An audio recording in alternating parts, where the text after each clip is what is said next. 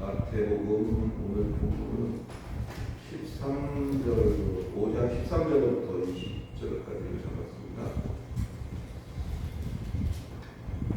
찾으셨는 줄로 알고 마태복음 5장 13절로부터 20절까지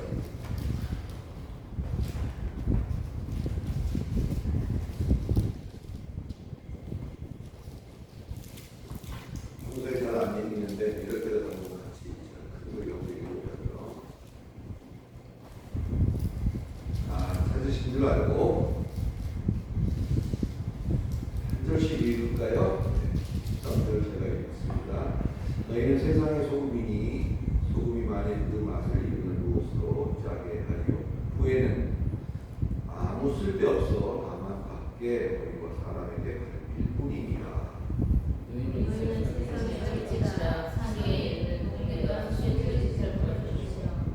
사람이 등불을 켜서 말 아래 두지 아니하고 등경 위에 두나니 이러므로 집안 모든 사람에게 비치느니라. 이같이 너희 빛이 사람에게 비치게 하여 그들로 너희 하는 일을 보고 하늘에 계신 너희 아버지께 영광을 돌리리라. 내가 율법이나 선지자나 폐하러 온 줄로 생각하지 마. 폐하러 온 것이 아니요 완전하게 하려 함이로다.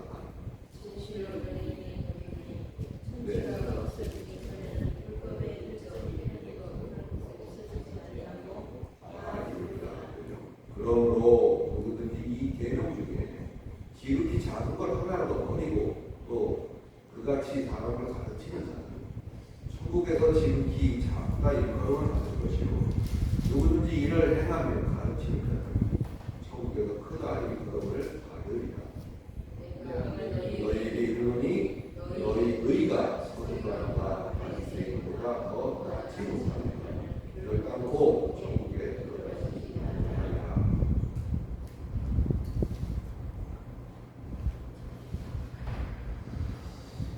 오늘은 세상 순서적으로 보면 세상의 빛에 대해서 살펴보려고 합니다. 지난 시간에 우리가 다뤘던 소금과 오늘 이 빛은 대부분 거의 짝을 입어서 이렇게 다루고 이렇게 하는 부분이 있습니다. 그래서 지난주에 했던 것이 오늘도 다소 중복적으로 언급이 될 수도 있겠지만 우리가 한번 그런 것을 전제로 한번 살펴보도록 하겠습니다. 땅의 소금과 마찬가지로 오늘 본문에서 말하고 있는 빛이라는 것 역시 앞으로 그렇게 될 것이다 라고 말하는 것이 아니고 이미 소금이고 이미 빛이라는 것을 선포하고 있다는 사실을 우리가 매우 중요시해야 합니다. 진정한 복이 뭐냐 8가지를 이렇게 쭉 예수께서 직접 입을 열어 가르쳐 가라사대 장본인이신 본인이 입을 열어서 가르치는 데 의미가 있다는 거죠. 누구 입을 통해서 전해 들었고 또 그 사람의 입을 통해서 또 전해 들었고 그 아들의 아들이 또 한 말을 그 아들이 전해 들었고 이렇게 해서 전승되어 내려온 그 율법과 어떤 그런 법과 뭐 이런 것들에 대해서 가다가 보니까 원래 의도는 그게 아니었는데 나중에 이상하게 그것이 이해되어지는 경우가 허다했기 때문에 장본인인 예수가 직접 입을 열어서 그건 이거고 이건 저거고 이렇게 얘기하는 것의 의미는 상당히 큰 거죠. 그래서 그 진정한 복이 뭔지를 밝힌 후에 나오는 것이 소금 얘기고 그 다음에 빛의 얘기가 되는 거죠. 그런 것으로 본다면 본문 속에서 너희라고 부르는 그 대상들은 그러한 복 가운데 있는 자들을 제한해서 가르치고 있다는 말이 자연스럽게 이해가 되는 것입니다. 그리고 나서 예수는 그런 저들을 보고 뭐라고 했느냐? 소금이다 이렇게 말했고 빛이다 이렇게 말을 했다. 그런 의미입니다. 너희가 어찌어찌 하고 또 이리저리 하면 소금이 될 거다가 아니고 너희는 이미 소금이다 라고 단정적으로 선언하고 있다는 사실이 굉장히 의미가 깊어요. 또 이렇게 저렇게 노력을 하고 애를 쓴다고 되는 것이 아닌 것이 빛이다. 마찬가지 맥락이죠. 이미 너희는 소금이고 이미 너희는 빛이다. 다시 말해서 진정한 복이 뭔지를 깨닫고 구별된 가치관을 가지고, 구별된 가치관은 뭐예요? 요즘도 어떤 가치관이 요즘 만연하죠? 현세적이고 세상적인 어떤 세상에서의 어떤 형통과 잘 되고 잘 먹고 잘 입는 이런 것이 성공하는 자로 인식이 되고, 그렇지 못한 사람은 루저라고 해서 그 반대쪽에 있는 사람들로 인식을 하는 것이 요즘 세상이죠.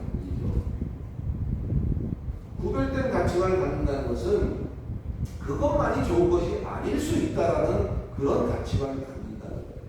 그런 가치관을 가지고서 예수로 말미암아 애통하며 예수로 말미암아 욕먹고 핍박받는 조금 더 내세적인, 지금보다는 다음 내세적인 가치관을 가진 그들이 바로 소금이고 빛이라는 것을 오늘 본문이 말해주고 있다는 사실을 우리는 기억을 해야 되는 것입니다. 한번 따라할까요? 나는 예수를 믿는 이상 이미 소금이다.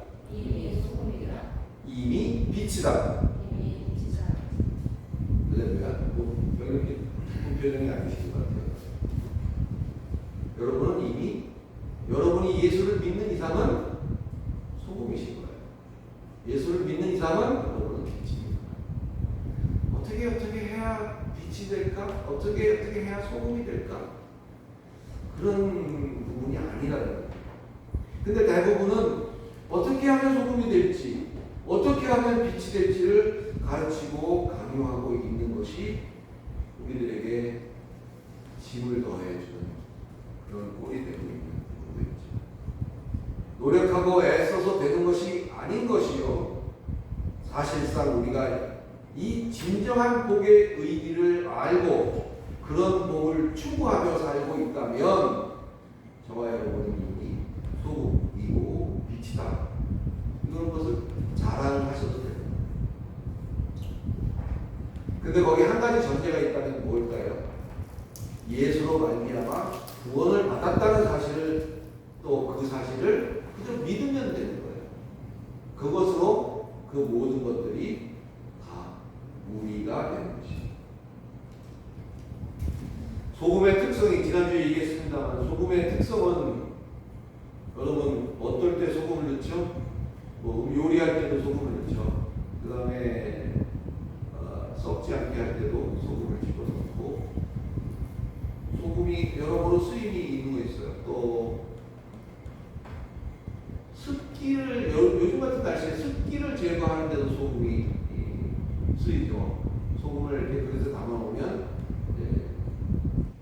물기를 빨아들여서 주변에 약간 뽀송뽀송해지는 그런 효과를 낼 수 있고,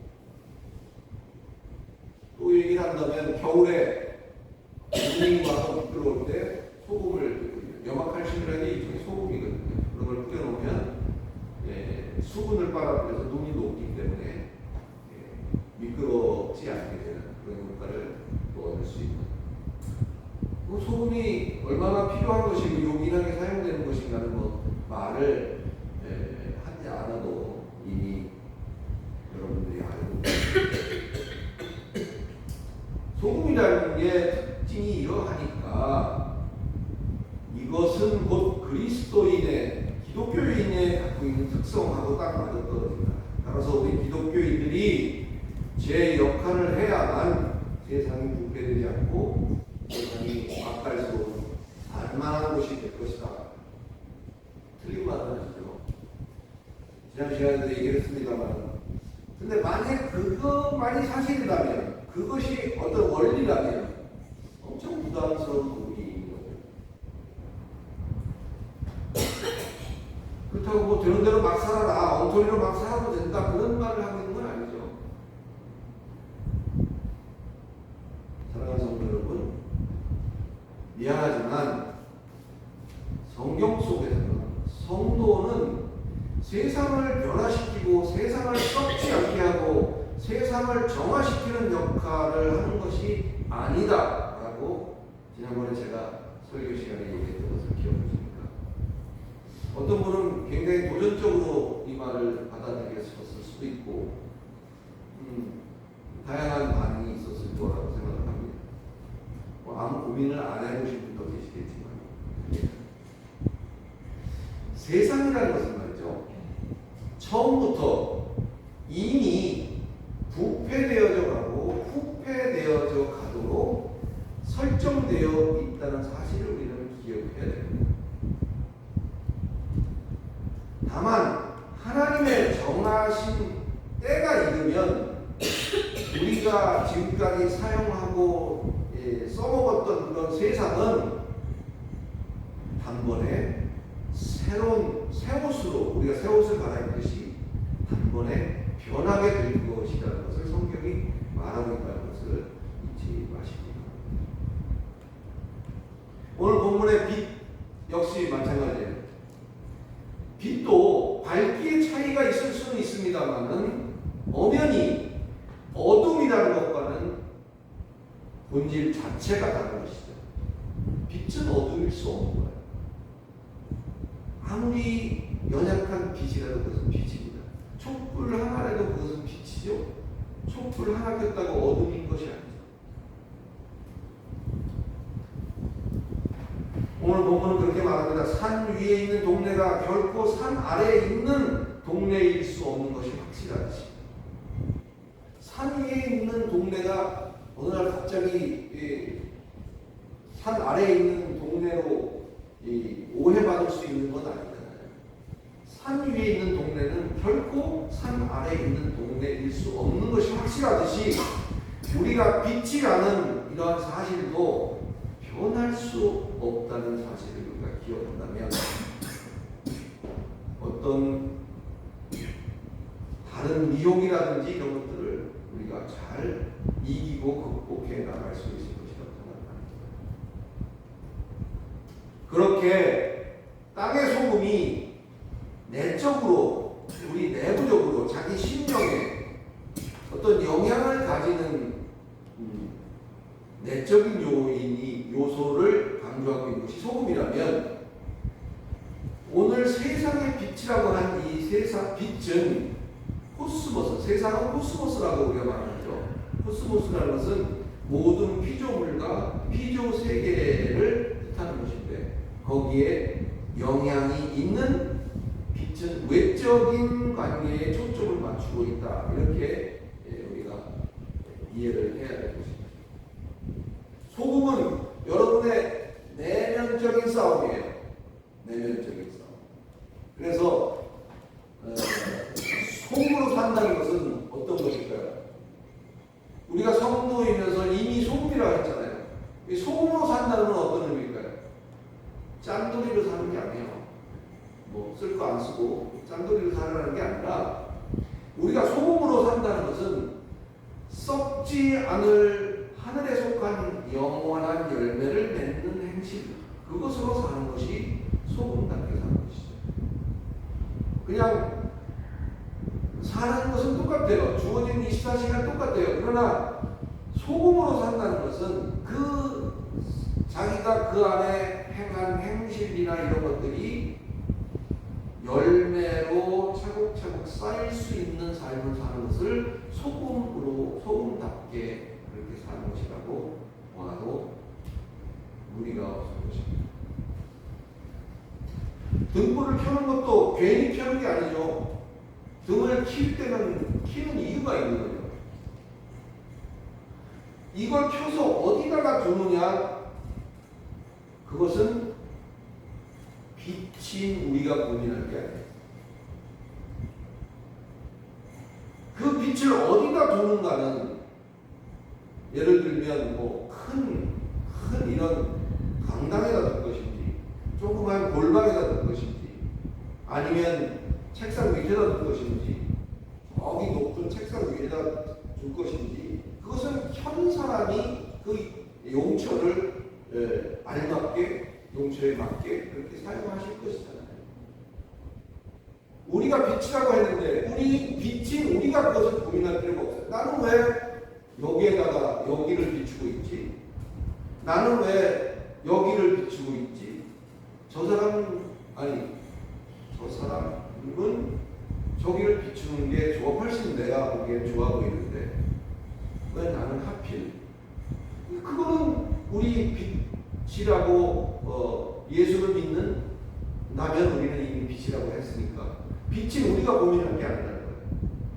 우리는 그냥 비추기만 하면 돼요. 내 빛의 영향이 촛불 1개짜리인지 아니면 랜턴 100개짜리인지 그거는 알 수 없지만 켜놨으면 비추는 것이 빛이 할 수 있는 최대한의 역할이에요.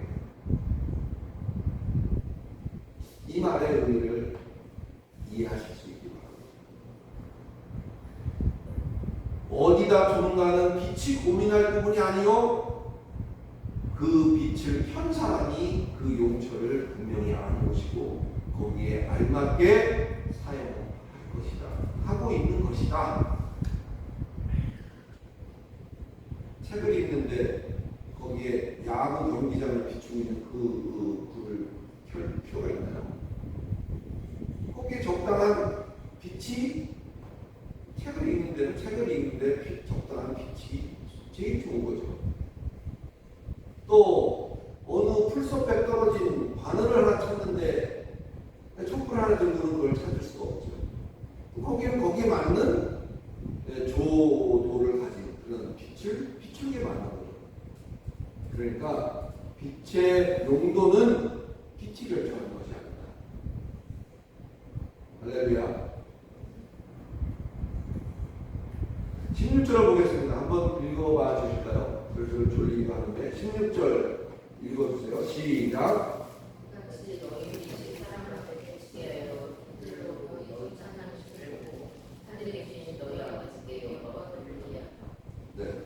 16절에는 빛을 비추는 목적을 나타내고 있잖아요. 그죠? 목적이 두 가지예요. 하나 뭐죠? 착한 행실을 보게 하려고 1번. 2번은 하나님 아버지께 영광을 돌리게 하려고. 두 가지 목적을 가지고 빛을 비추는 것입니다. 빛을 피하는 거죠. 선행을 많이 해서 하나님을 욕먹이지 않아야 한다는 것도, 또 물론 좋은 일과 착한 일을 많이 해서 바쁠 거에 없겠지만 고작 장모님이신 예수께서 입을 열어서 가르치는 것이 그냥 착한 일 많이 해라, 그런 얘기들을 하려고 예수가 입을 열었을까? 착한 행실에 대한 견해 차이를 우리는 인정해야 됩니다. 사람마다 각기 착하다는 기준이 다를 수 있어요. 사무엘서 12장 25절의 표현을 빌리자면 하나님을 경외하고 하나님을 섬기기를 힘쓰는 것, 그것이 바로 선행이요, 그것이 착한 행실이요, 그것으로 아버지께 영광이 된다라고 피력을 하고 있습니다.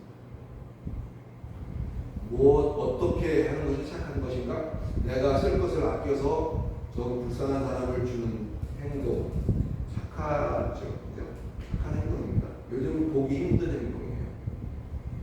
뭐 그와 같은 선한 행실, 미담 이런 것들이 뉴스거리가 되고 그런 이 시대를 우리는 살고 있지만, 좀 더 분명히 얘기를 하자면, 성경적으로 얘기를 하자면 어떤 것이 착한 행실이라고요?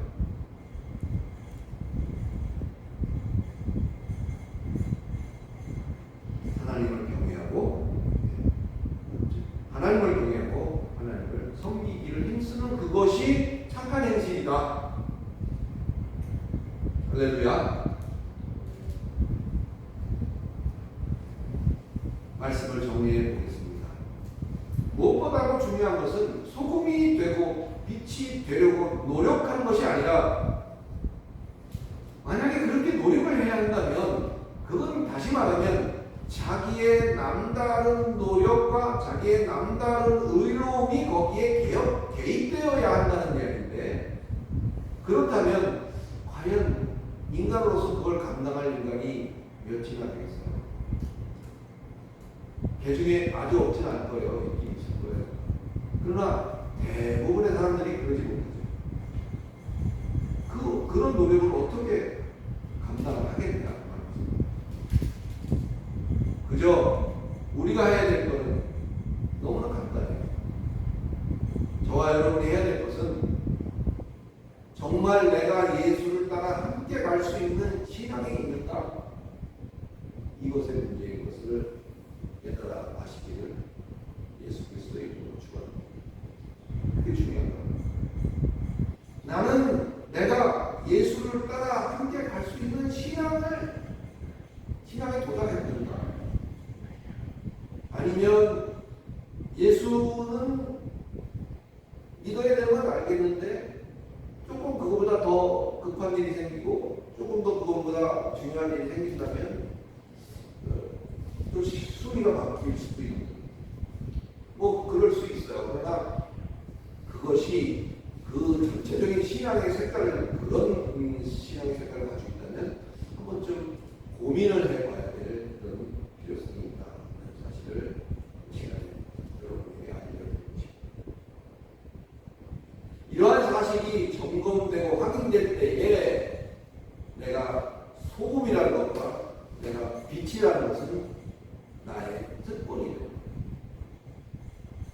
그래서 나의 영원한 열매가 되고 영광으로 연락될 수 있다는 사실을 우리가 믿고 우리가 일상 속에서 매 순간마다 이것을 적용해서 사는 그런 복된 자들이 되시기를 다시 한번 축원합니다.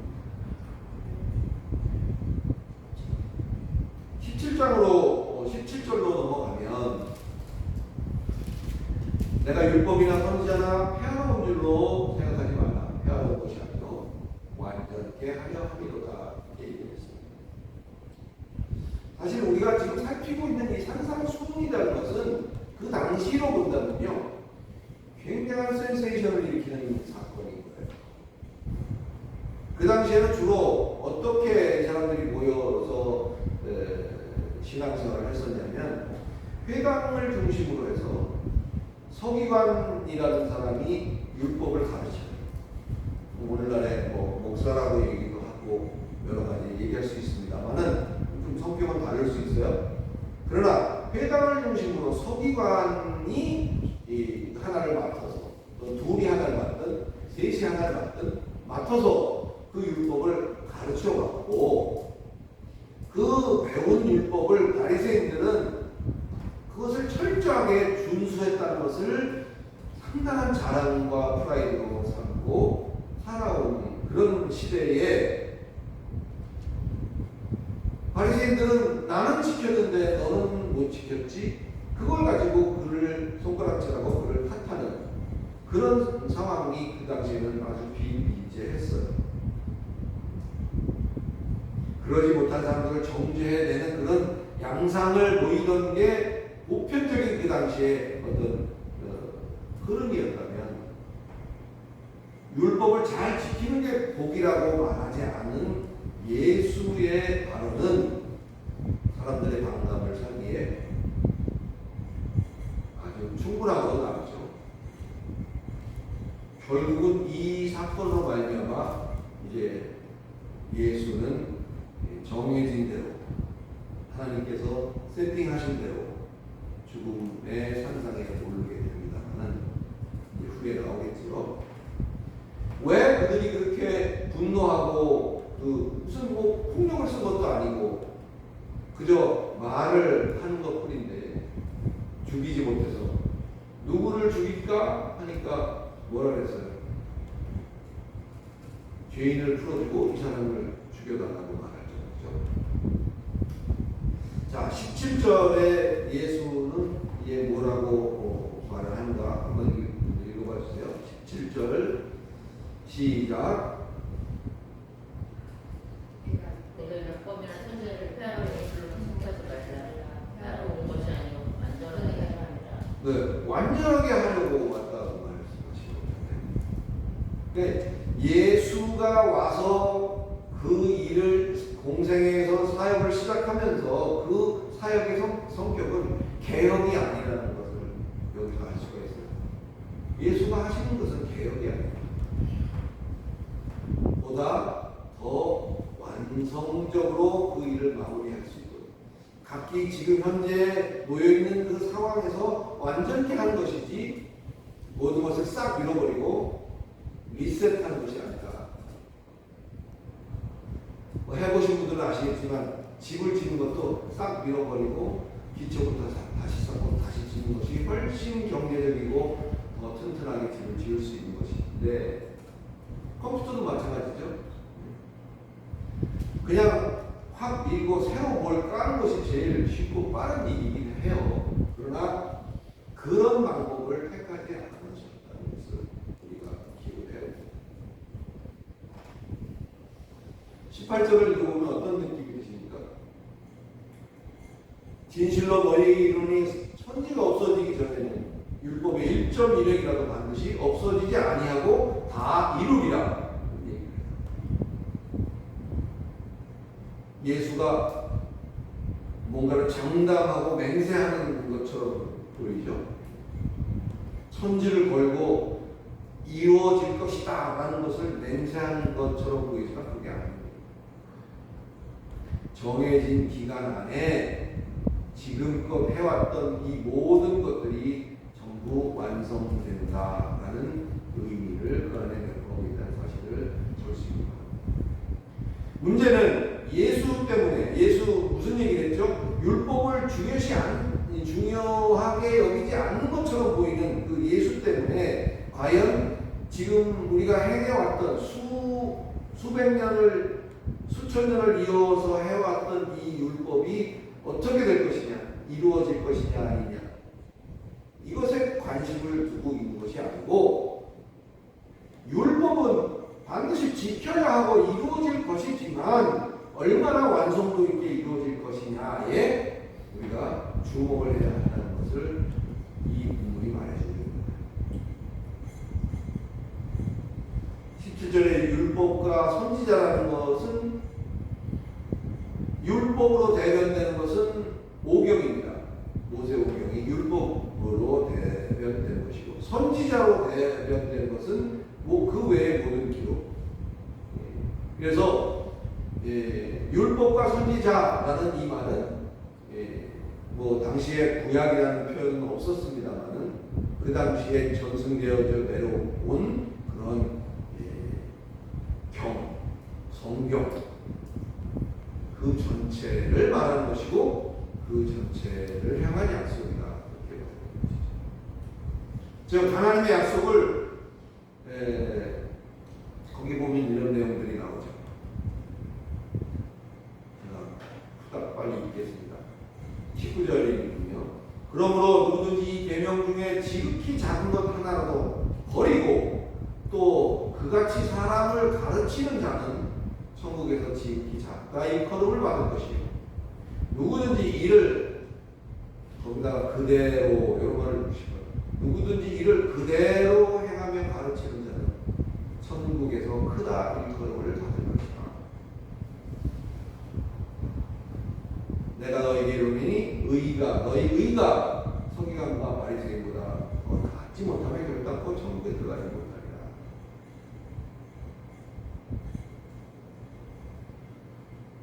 하나님의 약속을 일부를 빼고 가르치고 지키라고 하는 것이냐 아니면 그렇지 않느냐의 대결 구도가 여기에서 등장하는 것이죠. 여러분이 만약에 뺀다면 어떤 거를 빼주셨어요? 겁나고 두렵고 힘들고 고생스러운 그런 것들을 기피하고 싶지 않으세요? 그런 것들을 좀 덜 하거나 빼거나. 예수를 믿으면 그 믿는 순간부터 엄청 힘들어요. 이렇게 얘기하고 가르치면 누가 믿겠어요? 그러니까 좋은 것만 먼저 앞에다 내놓죠. 예수를 믿으면 이런 이점이 있고, 예수를 믿으면 이런 게 좋아지고, 그냥 또 좋게 되기도 하고, 이런 얘기를 앞에 내세우면 사람들이 혹해서 예수를 믿게 될 수도 있습니다.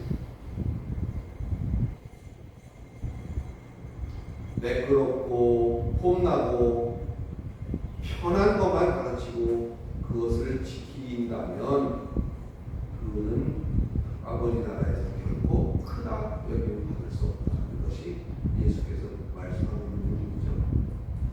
그러나 성도 여러분, 하나님의 계명을, 하나님의 언약을 고스란히 받아들이고 지켜내는 것이 이 시대의 참 믿음이고 신앙이라는 것을 잊지 마시기를 그리스도 예수 이름으로 간절히 축원합니다. 그게 참 신앙입니다. 하나님께 복 받아서 잘 사는 게 뭐가 나쁘냐? 하나님께 복 받아서 세상에서 주의 일을 많이 하고 뭔가 좀 거기서 누리는 그게 뭐가 나쁘냐라고 말했다고 합니다. 지금 우리가 살고 있는 여기서는 세계 최대를 표방하는 큰 자 같은 이런 류들이 천국에서는 어쩔 수 있다고요?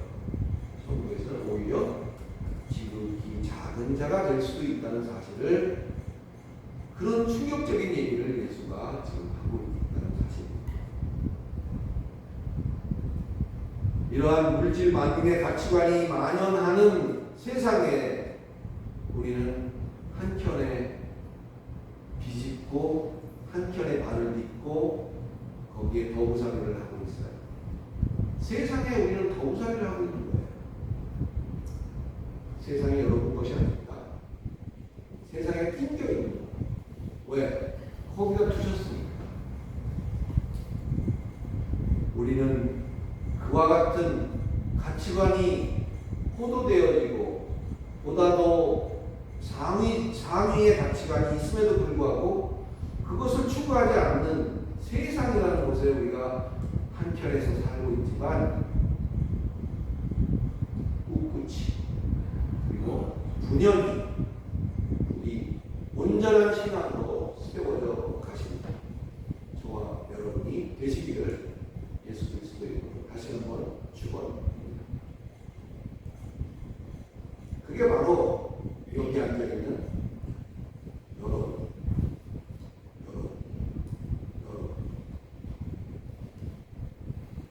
작지만 어렵지만 진정한 하나님을 아는 진리를 고수하며 그것을 설파하는 소수의 교회들, 그 중에서도 이곳 예수천교회에 여러분들이 붙여졌다는 것, 그것이 바로 여러분이 가지고 있는 최대의 장점이 아니겠는가, 그런 생각을 하면서 여러분, 그것이 여러분의 프라이드고 자랑이 좀 더 여러분을 솔선하여 움직이게 할 수 있는 원동력이 되게 되시기를 간절히 바랍니다. 기도하겠습니다. 거룩하신 하나님, 은혜를 감사합니다. 진정한 복의 의미를 우리는 세상에서 우리가 편리한 대로 생각을 하고 또 그런가 하여 그렇게 지키며 살아왔지만, 아니 우리뿐이 아니라 그 당시 시대를 살았던 바리새인과 또 서기관들과 많은 그 신자들이 그와 같은 생각을 가지고 살았겠죠. 그러나 그것만이 능사가 아니고 참된 복이라는 것이 이제 바로 이것이다 라고 얘기했을 때 그것이 깨달아지고 그것이 믿어지는 그들이 바로 소금이고 빛이라는 사실을 오늘 예수는 우리에게 이 입을 통해서 알게 하십니다. 비록 우리가 세상에 보잘것없어 보이지만 우리는 이미 그와 같은 사실을 깨닫고 알고 있는 자요, 이미 소금이고 이미 빛이라는 사실을 자랑 삼아 새롭게 매진하는 복된 하나님의 백성들 다 되도록 주께서 도와주시고 때를 따라 인도해 주시고 때를 따라 위로해 주시는 놀라운 역사가 있게 하여 주시옵소서. 예수 그리스도 이름으로 간절히 기도드립니다.